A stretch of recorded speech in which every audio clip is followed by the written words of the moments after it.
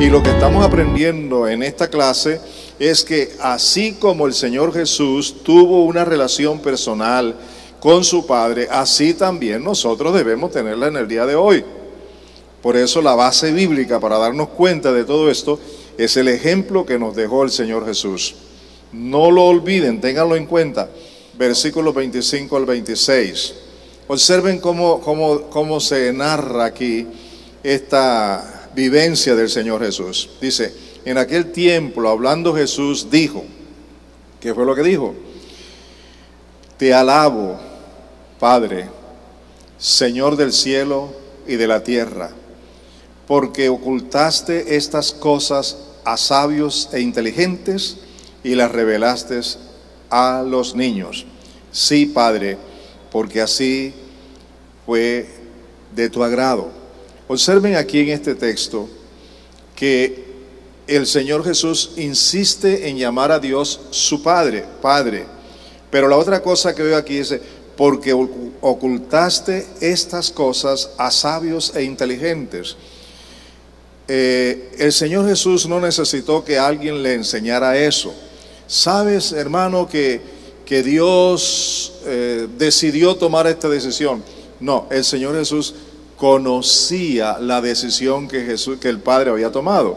Mire lo que le dice, porque ocultaste estas cosas a los sabios y a los inteligentes y se las revelaste a los niños. Está hablando de una experiencia personal, producto de una relación personal entre el Señor. Conocía las cosas que el Padre había decidido hacer. ¿Eso muestra o no muestra una relación de intimidad con el Señor Jesús, con el Padre? Dígamelo, ¿sí o no? Ok, yo estoy convencido de algo, porque lo veo en la palabra, que cuando se nos enseña estas grandes verdades de cómo los hijos de Dios podemos tener relación con nuestro Padre, es porque en realidad podemos tenerla. Veamos otro ejemplo de esta relación del Señor Jesús con el Padre. Esto se encuentra en Mateo 26, los versículos 39 al 42. Mateo 26, 39 al 42. Observen esta experiencia que el Señor Jesús tiene. Adelantándose un poco, cayó sobre su rostro, orando y diciendo, Padre mío. ¿Cómo lo llama ahora? ¿Qué muestra esa forma de decirlo? Intimidad, algo personal. Padre mío, tú eres mi Padre. Así se dirigía el Señor Jesús a Dios el Padre. Padre mío. ¿Y qué más le decía? Si es posible que pase de mí esta copa, pero no sea como yo quiero, sino como tú quieras. Hay una experiencia, ya la conocemos en el trasfondo histórico de este pasaje y de este acontecimiento, de tristeza, de dolor, de angustia que estaba viviendo el Señor Jesús en ese momento. Pero aún así hay dos aspectos que quiero resaltar.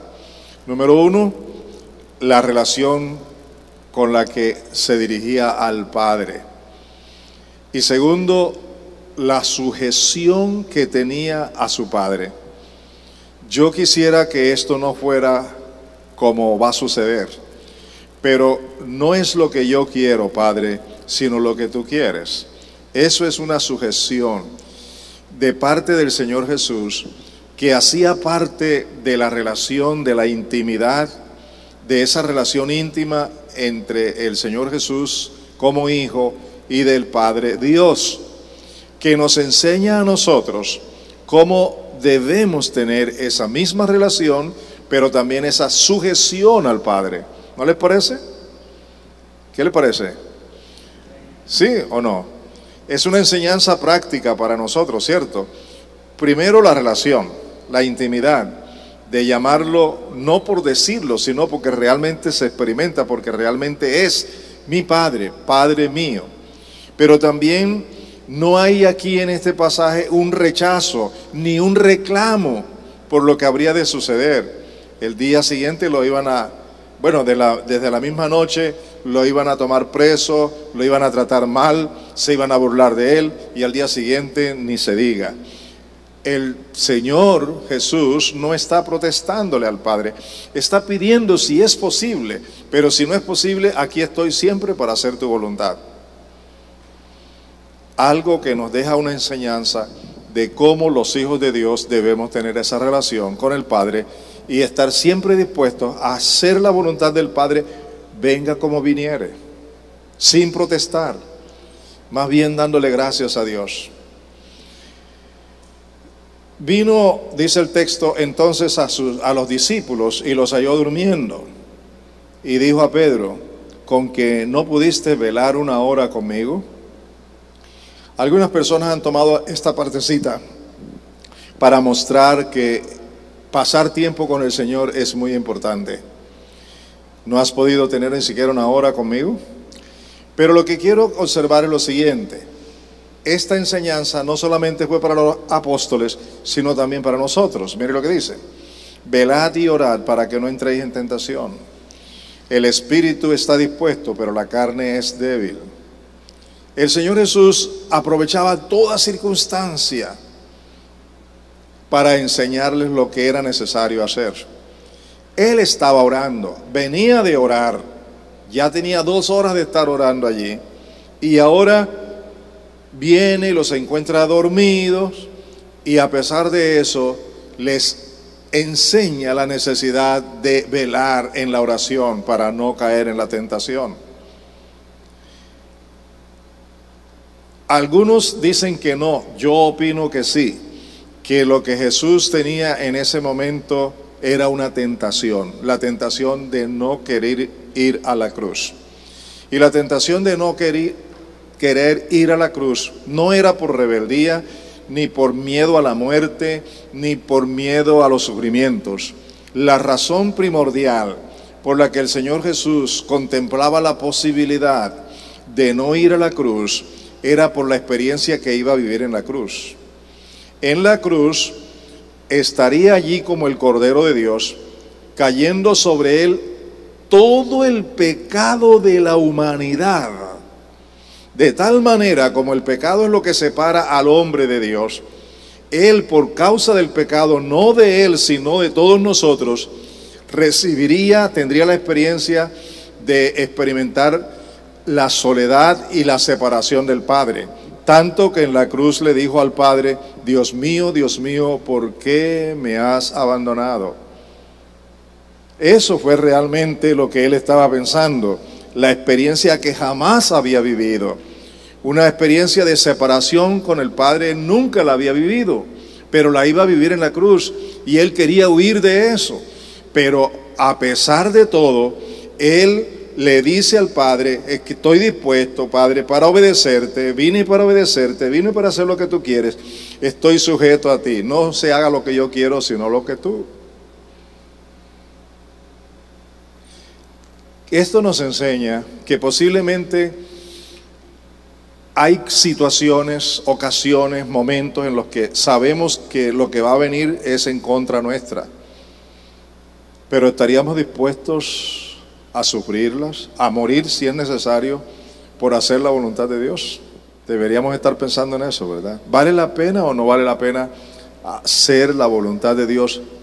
Venga como venga, sea como sea. Dígame, ¿vale la pena o no vale la pena? El Señor Jesús, que es nuestro hermano mayor, nuestro ejemplo, lo hizo para que nosotros también lo hagamos. Vamos aprendiendo mucho, ¿no? Luego dice, apartándose de nuevo, oró por segunda vez diciendo, Padre mío, si esta no puede pasar sin que yo la beba, hágase tu voluntad. No ven ustedes ninguna clase de reclamo ni cosa parecida, sino una disposición del corazón de ese hijo para con el Padre. La obediencia absoluta al Padre y la relación íntima con el Padre.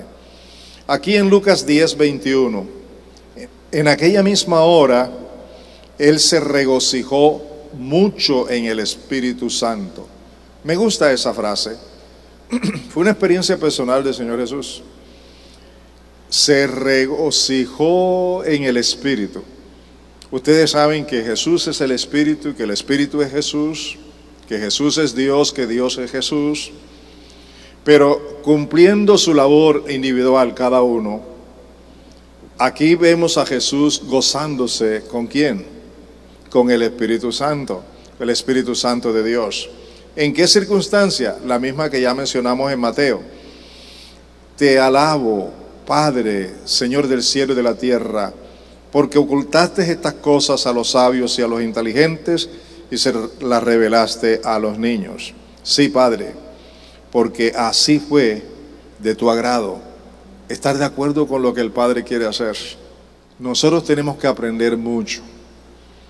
Y nosotros no podemos entender las cosas espirituales si no estamos en la dimensión espiritual. Porque la dimensión espiritual es esa relación con el Espíritu Santo. Porque el Espíritu Santo es el que acomoda lo espiritual a lo espiritual.